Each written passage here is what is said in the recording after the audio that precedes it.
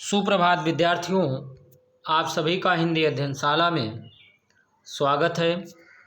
विद्यार्थियों, आज आप सभी पाठ 3 शब्द विचार के अंतर्गत शब्दों को जो है 4 भागों में बांटा गया है, जिसमें से आज आप सभी नंबर 1 है अर्थ के आधार पर और दूसरा है बनावट या रचना के आधार पर। इन दोनों प्रकारों को पढ़ेंगे। आइए देखते हैं। विद्यार्थियों, आप यहाँ पर देख रहे हैं कि इधर वर्ण लिखे हुए हैं और उसके बगल में सार्थक शब्द दिए गए हैं और उसके बगल में निरर्थक शब्द लिखे गए हैं। यानी जिन कुछ शब्दों का अर्थ होता है जिन्हें सार्थक कहा गया है और जिन शब्दों का कुछ भी अर्थ नहीं होता उन्हें निरर्थक कहा गया है। तो अब हम देखते हैं यहाँ पर विद्यार्थियों, यहाँ पर जो है फ और ला नामक 2 वर्ण दिए गए हैं और इन वर्णों को मिलाने पर जब हम एक क्रम से मिलाते हैं सही क्रम में तो क्या बन जाता है? फल शब्द बन जाता है। लेकिन जब उसी को एक गलत क्रम में मिला देते हैं तो यहाँ पर लफ बन जाता। आप देख रहे हैं कि जब फा और ला को एक सही क्रम में मिलाया गया तो फल बन गया और जब उसी को एक गलत क्रम में मिला दिया गया, ला को पहले लिख दिया गया और फा को बाद में, तो लफ बन गया। यानी फल शब्द का तो अर्थ होता है लेकिन लफ शब्द का कोई अर्थ नहीं है। उसी तरह है ता और मा नाम के 2 वर्ण हैं और इन दोनों वर्णों को जब मिलाया गया एक सही क्रम में तो क्या शब्द बना? एक सार्थक क्रम में जब मिलाया गया तो माता शब्द बन गया। कौन सा शब्द बना? माता। लेकिन जब उसी में ता को पहले लिख दिया गया और माँ को बाद में लिख दिया गया तो तामा शब्द बन गया। लेकिन इस तामा शब्द का कोई अर्थ नहीं है, तो इस शब्द का कोई अर्थ नहीं है। जब इन शब्दों का कोई अर्थ नहीं है तो इन्हें कौन सा शब्द कहा गया? निरर्थक। यानी इन्हें क्या कहा गया? सार्थक। तो इसे सार्थक बोला गया और इसे निरर्थक। आगे देख रहे हैं ना और दा नाम के 2 शब्द हैं जिसमें ना में आ की मात्रा लगी हुई है और दा में भी आ की मात्रा लगी हुई है। इन दोनों शब्दों को, इन दोनों वर्णों को एक सही क्रम में मिलाया गया तो दाना शब्द बन गया और जब इसको एक गलत क्रम में मिला दिया गया तो ये क्या बन गया? नादा, जो कि गलत है। इस शब्द का कोई अर्थ नहीं है और इस शब्द का अर्थ है। तो आप समझ गए होंगे कि वर्ण है, वर्णों को जब सही क्रम में मिलाते हैं या एक सार्थक क्रम में मिलाते हैं तो शब्द बनते हैं। तो शब्द किसे कहते हैं? तो आप समझ गए होंगे कि वर्णों के सार्थक समूह को, किस समूह को? सार्थक समूह को शब्द कहते हैं। आइए आगे देखते हैं। विद्यार्थियों,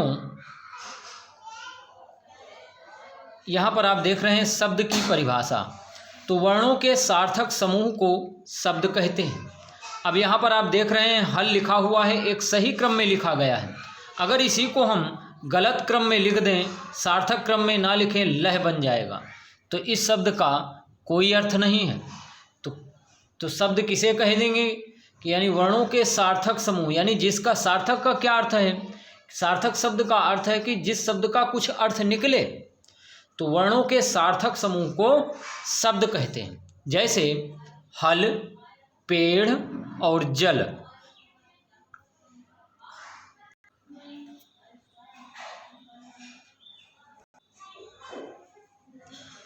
विद्यार्थियों, आप सभी अपनी पाठ्यपुस्तक को पहले पढ़ेंगे, समझेंगे, इसके पश्चात ही वीडियो को देखें।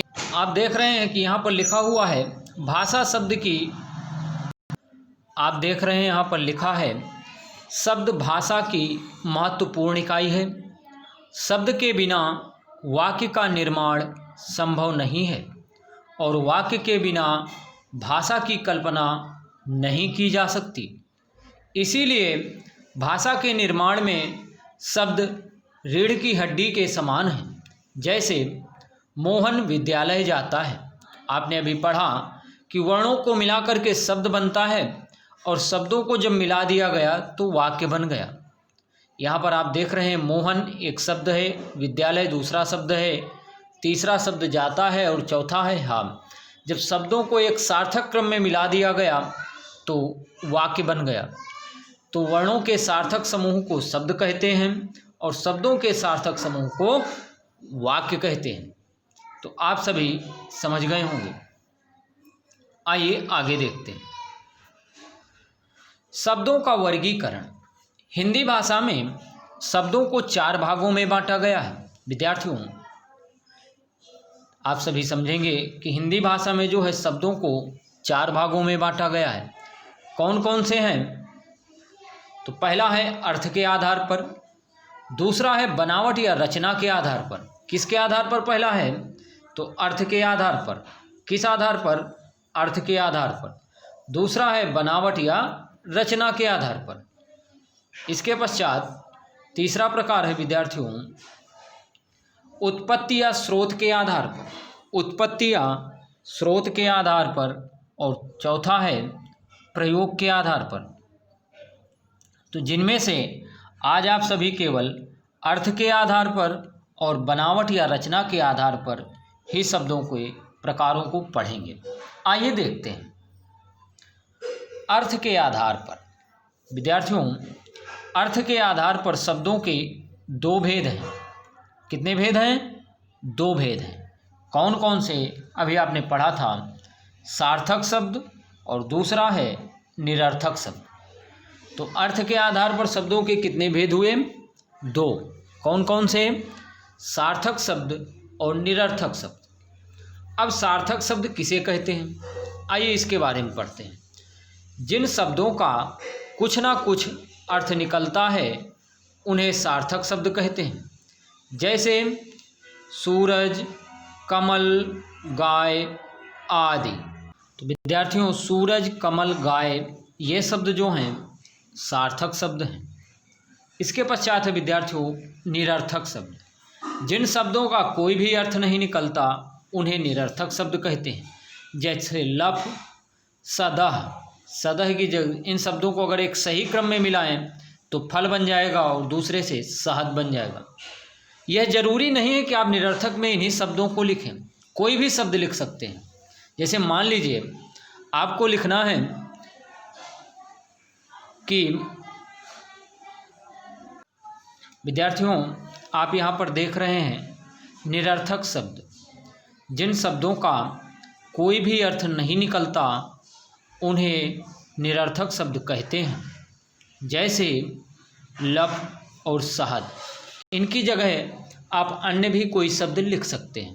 जैसे धरती एक सार्थक शब्द है, उन धरती में से जो शब्द हैं उनको आप अलग अलग कर दीजिए। जैसे मान लीजिए पहले ती लिख दें, फिर रा लिख दें और फिर धी लिख दें या धा लिख दें तो तीरध हो जाएगा, या रध ती। तो इस तरह से ये निरर्थक शब्द हो जाएंगे, यानी इन शब्दों का कोई अर्थ नहीं निकलेगा। इसी तरह सार्थक शब्द में आप कोई भी शब्द लिख सकते हैं। ये जरूरी नहीं है कि इन्हें शब्दों को उदाहरण के तौर पर लिखें। आइए आगे देखते हैं। तो अभी आपने समझा कि अर्थ के आधार पर शब्दों को कितने भागों में बांटा गया है? तो 2 भागों में। कौन कौन से? सार्थक और निरर्थक। कौन कौन से थे? सार्थक और निरर्थक शब्द। अर्थ के आधार पर शब्दों के 2 भेद थे, सार्थक और निरर्थक शब्द। अब जो है बनावट या रचना के आधार पर शब्द। तो बनावट या रचना के आधार पर शब्दों के 3 भेद हैं विद्यार्थियों। पहला है रूढ़ शब्द, दूसरा है यौगिक शब्द और तीसरा है योग रूढ़ शब्द। कौन कौन से हैं? तो रूढ़ शब्द, यौगिक शब्द और योग रूढ़ शब्द। आइए देखते हैं। रूढ़ शब्द वे शब्द जो रचना के समय से ही किसी विशेष अर्थ के लिए प्रयोग होते हैं। इनके खंड करने पर इनका कुछ भी अर्थ नहीं रहता, रूढ़ शब्द कहलाते हैं। यानी वे शब्द जो रचना के समय से ही किसी विशेष अर्थ के लिए प्रयोग होते हैं, इनके खंड करने पर इनका कुछ भी अर्थ नहीं रहता, रूढ़ शब्द कहलाते हैं। अभी आपने पढ़ा था, आइए उदाहरण देखते हैं। जैसे है फल। फल एक शब्द है और इस शब्द में से फा और ला को हम अलग अलग कर दें तो इनका कोई मतलब नहीं रहेगा। तो यानी वे शब्द जा और ला में से जा और ला को अलग अलग कर दें तो इसका कोई मतलब नहीं रहेगा। इसी तरह घर में है, घा और रा को अलग अलग कर दें तो इसका कोई मतलब नहीं है। तो माँ और ना को अलग अलग कर दिया जाए तो इसका कोई अर्थ नहीं होगा। तो यानी वे शब्द जिनके खंड करने पर उनका कोई अर्थ नहीं निकलता, उन्हें क्या कहते हैं? रूढ़ शब्द कहते हैं। अब आप सोच रहे होंगे कि अभी सार्थक शब्द हमने पढ़ा, तो विद्यार्थियों ये सार्थक शब्द भी हैं क्योंकि इनका कुछ अर्थ निकल रहा है, जैसे फल, जल, घर, मन। लेकिन जब इन शब्दों के खंड कर दें तो इनका कोई अर्थ नहीं निकलेगा। तो ये कैसे शब्द कहलाएंगे? रूढ़ शब्द। तो रूढ़ शब्दों का क्या मतलब है कि जिन शब्दों के खंड करने पर उनका कोई अर्थ ना निकले, रूढ़ शब्द कहलाते हैं। आप सभी समझ गए होंगे। आइए आगे बढ़ते हैं। आगे है विद्यार्थियों यौगिक शब्द। दो या दो से अधिक शब्दों के मेल से बने शब्दों को यौगिक शब्द कहते हैं। इन शब्दों के खंड करने पर उन खंडों का भी अर्थ होता है। जैसे आप यहाँ देख रहे हैं, देवालय एक शब्द है। देवालय क्या है? एक शब्द है। और देवालय में देव को अलग कर दिया गया, आलय को अलग कर दिया गया। तो इन शब्दों के भी अर्थ होते हैं। जैसे देव का अर्थ है देवता और आलय का अर्थ है घर। उसी तरह है विद्यालय। विद्या अलग शब्द है और आलय अलग शब्द है। तो इसी तरह से राजदूत है। राजा अलग शब्द है और दूत अलग शब्द है। यानी राजा का अर्थ है राजा या नृप या नरेश, और दूत का अर्थ है संदेश लाने या ले जाने वाला। विद्यार्थी यानी विद्या का अर्थ है विद्या या ज्ञान, अर्थी का अर्थ है ग्रहण करने वाला। तो विद्यार्थियों इस तरह से ये शब्द हैं और इन शब्दों के खंड करने पर भी उनका भी कुछ ना कुछ अर्थ निकलता है। अभी आपने पढ़ा तो यौगिक शब्द किसे कहते हैं? यानी वे शब्द जो दो या दो से अधिक शब्दों के मेल से बने होते हैं। आप यहाँ देख रहे हैं देवालय शब्द जो है दो शब्दों के मेल से बना हुआ है, एक देव और एक आलय। तो यौगिक शब्द वे शब्द हैं जो दो या दो से अधिक शब्दों के मेल से बने होते हैं तथा इनके खंड करने पर कुछ ना कुछ अर्थ निकलता है। तो देवालय जो विद्यालय है दो शब्दों से मिलकर के बना है और इन शब्दों के जब खंड करते हैं तो इनका भी कुछ ना कुछ अर्थ होता है। इसी तरह राजदूत है और विद्यार्थी है। तो आप समझ गए होंगे कि यौगिक शब्द किसे कहते हैं।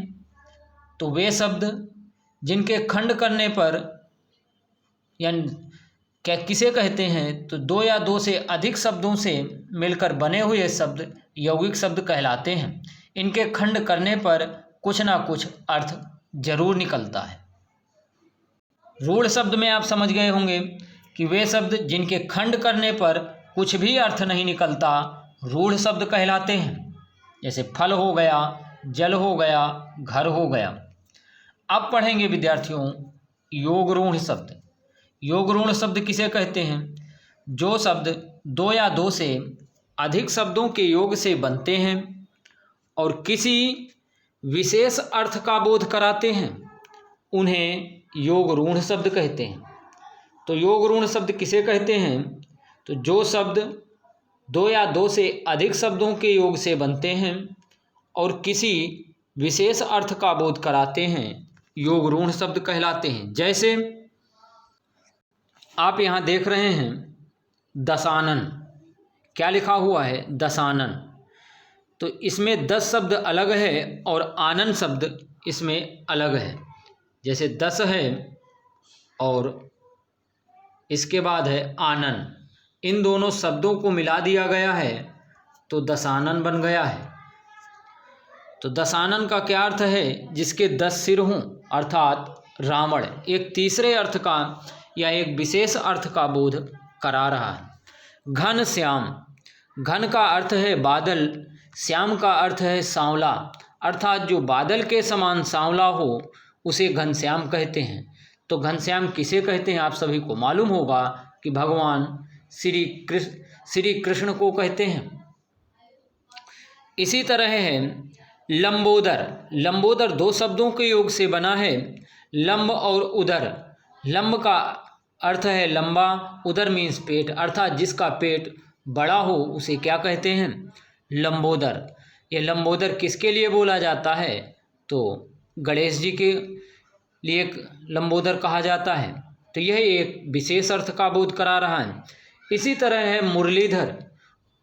मुरली का अर्थ है बांसुरी, धर का अर्थ है धारण करने वाला, अर्थात जो मुरली को लिए रहता है या बांसुरी को लिए रहता है उसे मुरलीधर कहते हैं, अर्थात मुरलीधर भगवान श्री कृष्ण को ही बोलते हैं।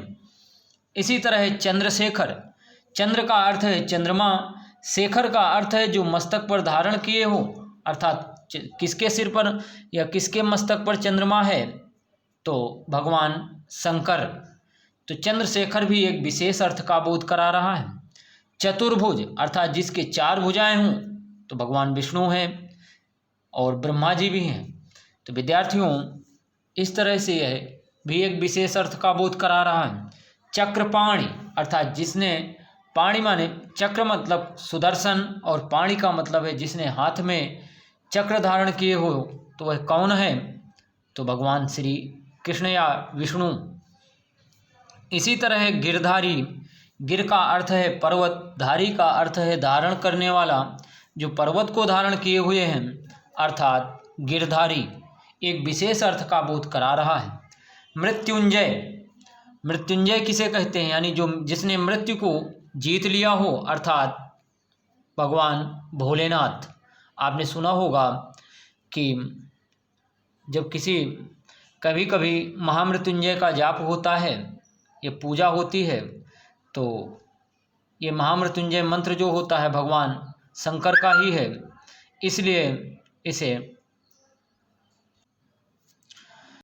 इसलिए विद्यार्थियों मृत्युंजय भगवान शंकर को ही कहा जाता है। त्रिलोचन, जिनके 3 नेत्र हों, अर्थात भगवान भोलेनाथ। त्रि का अर्थ है 3, लोचन का अर्थ है नेत्र, तो भगवान शंकर। यहाँ पर जितने भी शब्द दिए गए हैं यह किसी न किसी विशेष अर्थ का बोध कराते हैं। तो आप सभी समझ गए होंगे। तो विद्यार्थियों, अभी आपने पढ़ा अर्थ के आधार पर शब्दों के भेद। तो अर्थ के आधार पर शब्दों के कितने भेद हैं ध्यान करेंगे। तो अर्थ के आधार पर शब्दों के 2 भेद हैं। कौन कौन से? सार्थक और निरर्थक। अब सार्थक में उदाहरण लिखना है तो कोई भी शब्द आप लिख सकते हैं, जैसे साइकिल, घर, दिन।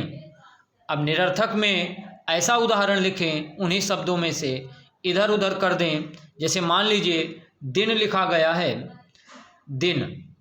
अब दिन को जो है आपने दिन इस तरह लिख दिया। अब दिन में इन शब्दों को अलग अलग कर दें, नदी लिख दें, तो इस शब्द का कोई अर्थ नहीं है, जिसका कोई अर्थ नहीं है और इस शब्द का अर्थ है, तो यह निरर्थक बन गया और यह सार्थक शब्द है।